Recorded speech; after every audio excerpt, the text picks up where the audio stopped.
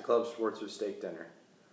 I've never been so happy to say that I was wrong since the Denver Broncos won Super Bowl 50 24-10 against the Carolina Panthers.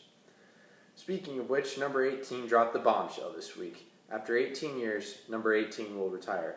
Peyton Manning is the greatest statistical quarterback of all time, and maybe even the greatest quarterback of all time.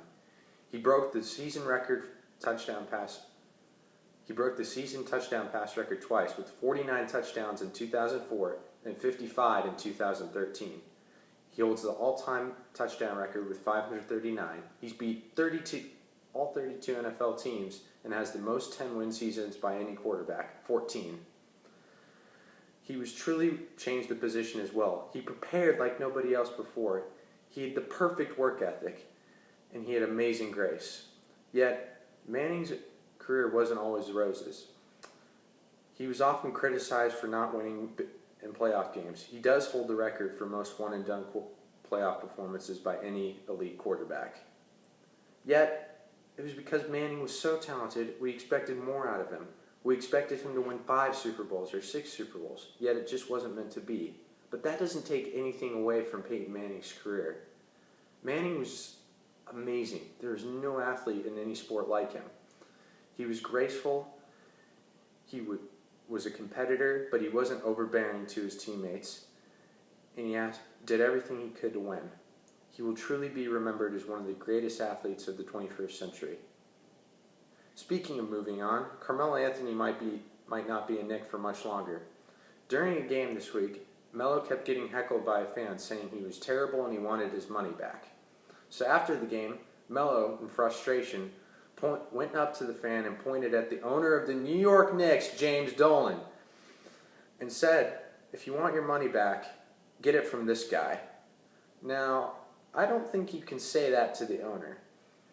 Anyways, Carmelo Anthony might not be a Knick for much longer. He's more expendable than he used to be since the Knicks have a young talent in Kristaps Porzingis, and they don't have to build around Carmelo Anthony necessarily. Melo's been a frustration like this his whole career, though. He's extremely talented. He's 6'8" with a silky smooth shooting touch.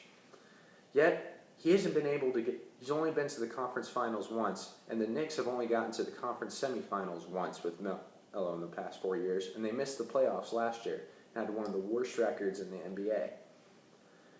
Melo has often voiced his frustration about this. He feels he's as talented as Dwayne Wade and LeBron James and Chris Bosh, yet he's not willing to make the sacrifice in order to be a champion. Melo may have the talent, but he doesn't have the heart.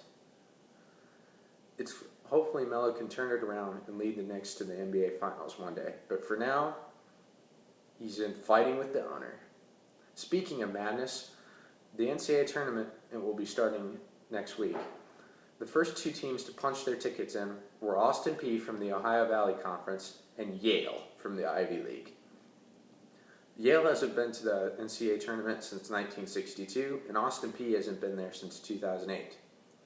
This NCAA tournament is going to be truly crazy, though, as there isn't a clear-cut favorite. There are good teams, though, like Kansas, Michigan State, North Carolina, and Oklahoma, but they're not dominant like Kentucky was last year.